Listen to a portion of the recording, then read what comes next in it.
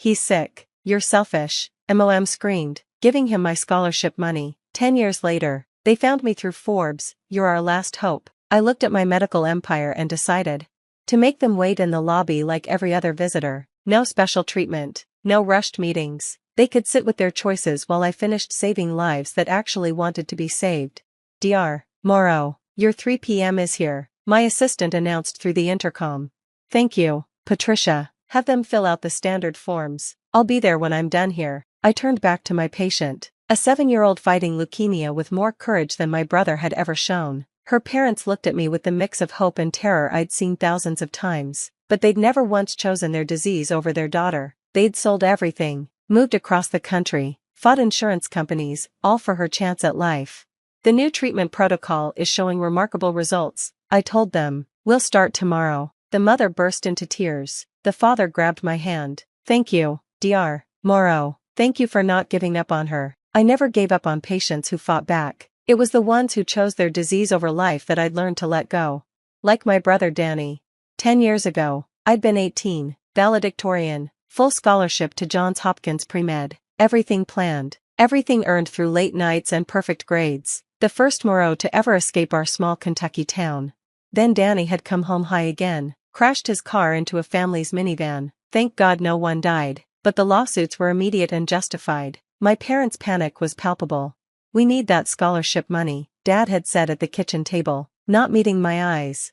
What? No, that's for college, for medical school. I earned that. Your brother needs rehab, good rehab, not the state-funded kind. He's been to rehab 3 times. He left AMA every time. This time is different, Mom insisted. He promises. He wants to get clean. He promised last time, and the time before, and when he stole Grandma's cancer medication, and when he's sick. You're selfish, Mom had screamed, slamming her hand on the table. How can you sit there talking about college when your brother is dying? He's not dying. He's choosing. Every day, he chooses drugs over us. Addiction is a disease. So is cancer. But cancer patients don't steal from their families to buy more tumors. The slap had been swift and shocking. Mom had never hit me before. We're taking the money, Dad said quietly. It's decided. You can take out loans like everyone else. You mean like Danny was supposed to? Before he dropped out and spent his loan money on pills? Enough. Dad's voice was final. Family comes first. Always. But I wasn't family. I was a resource. A well to drain when Danny's choices created another crisis. They'd taken all $45,000. My scholarship. My savings from working at the grocery store. Even the bonds Grandma had left specifically for my education. Danny had gone to a luxury rehab that looked more like a spa. He'd left after 9 days. I'd gone to Johns Hopkins anyway, drowning in loans, working every job I could find, pre-med on no sleep and ramen noodles, studying in supply closets during hospital janitor shifts, tutoring rich kids who complained about their easy lives while I calculated if I could afford both food and textbooks this week. My parents never called, never asked how I was surviving. When I'd reached out once, desperate and hungry, Mom had said, "We're broke from Danny's legal fees. Maybe if you'd helped your brother instead of abandoning him." I'd hung up and never called again. Danny cycled through arrests, rehabs, and relapses. Each time, my parents drained their retirement, borrowed against the house, begged relatives. Each time, they blamed everyone but Danny. The doctors didn't understand him. The rehabs were too harsh. Society had failed their precious boy. Meanwhile, I graduated summa cum laude, got into Harvard Medical School, specialized in addiction medicine. Ironic as that was, if I couldn't save my brother, maybe I could save someone else's.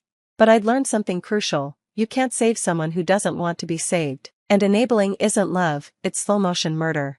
After residency, I developed a revolutionary treatment protocol combining medication-assisted treatment with genetic therapy. It had an 85% success rate for patients who actually wanted recovery. Venture capitalists had thrown money at me. Morrow Medical had grown from one clinic to an empire spanning 15 states.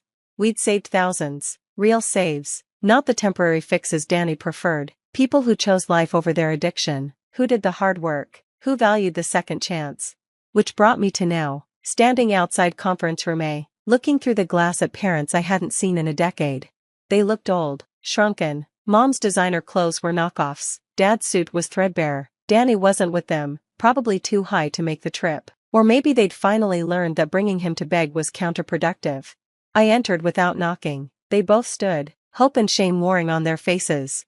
Vivian, Mom breathed. You look successful. Dr. Morrow, I corrected. You have 15 minutes. What do you want? That's no way to greet your parents. You're right. Parents would have called once in 10 years. Parents would have asked if their daughter was eating while working 3 jobs. Parents would have chosen their child's future over their other child's 15th second chance. So what do you want, Mr. and Mrs. Morrow? Dad flinched. We saw the article. Forbes, your company. We're proud of you. No, you're desperate. There's a difference. Danny's dying. Mom blurted out. Really dying this time. His liver is failing. His kidneys. The doctors say 6 months without treatment. And treatment costs money you don't have because you spent it all on previous treatments he walked away from. You have no idea what we've been through. Whose scholarship money started this cycle? Whose future did you sacrifice for his choices? Silence.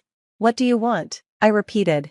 The best facility, the best doctors. You own them, the article said so. Please, Vivian, he's your brother. No, he's your son. I'm just the daughter you discarded when she couldn't be liquidated for his benefit anymore. That's not fair. Fair? I laughed, sharp and bitter. Fair would have been letting me use my scholarship for education instead of Danny's 9th luxury rehab. Fair would have been one phone call asking if I was okay. Fair would have been choosing the child who was fighting to succeed over the one who was fighting to die. We love both our children. You love Danny. You utilized me. There's a difference. Dad's shoulders slumped. What will it take? For what? For me to pay for another rehab he'll leave? To watch you enable him to death with my resources instead of yours? To save his life? I save lives every day. People who want to be saved, who do the work, who value the gift. I pulled out my phone, showing them statistics. My clinics have an 85% success rate. Know why? Because we screen for readiness, for commitment, for the choice to live over use. Scream Danny. Mom begged. Please, just evaluate him. I considered this, not for them, but for the data. Danny would be a perfect example of what we didn't treat, the unwilling, the enabled, the ones who viewed rehab as a timeout, not a transformation.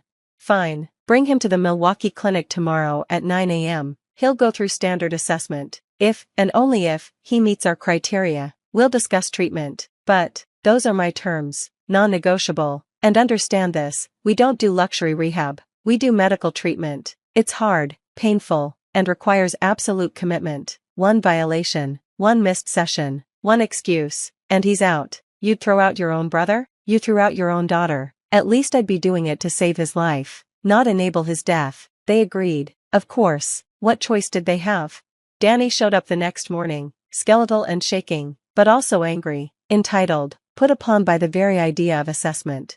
This is bullshit, he slurred to the intake counselor. My sister owns this place. I shouldn't have to jump through hoops. He failed every metric. Motivation, 0. Accountability, none. When asked why he wanted treatment, he'd said, because my parents won't get off my back. When asked about previous rehabs, he'd blamed everyone but himself. The counselors were mean. The rules were stupid. The other patients were worse than him.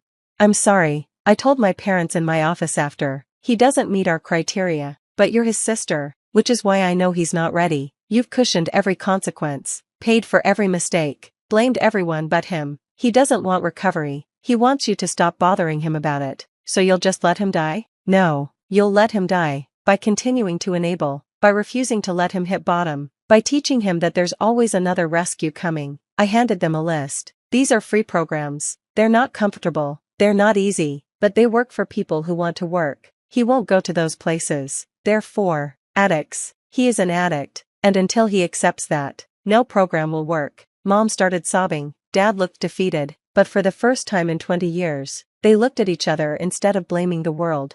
We did this, Dad said quietly. We chose him over everything. Over you, over ourselves, over his own recovery. Yes, can you forgive us? I thought about the hungry nights, the loneliness, the rage that had fueled my success. Maybe someday, but forgiveness doesn't mean forgetting, and it doesn't mean funding your continued enabling. They left without Danny getting treatment, but something had shifted. A month later, they called. They'd kicked him out, stopped paying for lawyers, stopped cushioning his falls. He hates us, Mom said, says we're heartless. You're saving his life, even if he can't see it. 3 months after that, Danny called me directly, from jail, not for bail money, but to ask about our jail treatment program. Why now? I asked. Because mom won't bail me out, dad won't pay for a lawyer, and I'm tired, Viv, so fucking tired of this life. Dr. Morrow, I corrected, and being tired isn't enough. What are you willing to do? Whatever it takes. We'll see. He entered our program 2 weeks later, not the executive suite my parents had wanted, but the jail-based program that required accountability. He struggled, complained, almost quit twice. But he stayed. Because for the first time in his life, someone had said no, someone had refused to enable, someone had loved him enough to let him suffer the consequences of his choices. He's been clean 2 years now, works as a counselor in one of my clinics, lives in a small apartment, pays his own bills, makes his own choices. We have dinner once a month, not as the siblings we were, but as the adults we've become. My parents? They're rebuilding too. Their marriage, their finances, their understanding of love versus enabling. They volunteer at family support groups, sharing their story as a warning. We had 2 children. Mom tells the groups, we nearly lost both by choosing the sickness over the solution. Last week, she called to thank me. For what? I asked. For being stronger than us, for succeeding despite us, for showing us that real love sometimes means saying no. I'd built a medical empire on that principle. Save those who choose salvation, let go of those who choose sickness, and never, ever confuse enabling with love. My parents had chosen my addict brother over me. 10 years later, when they'd wanted me to do the same, I'd chosen differently. I'd chosen to save us all by refusing to save him from himself. And in the end, that refusal had been the only medicine that worked. Because sometimes the most loving thing you can say to an addict isn't yes. It's no. And sometimes the most loving thing you can do for enabling parents is show them what they've become by holding up a mirror made of consequences. They'd screamed I was selfish for wanting my own future. Turns out, that selfishness had saved us all.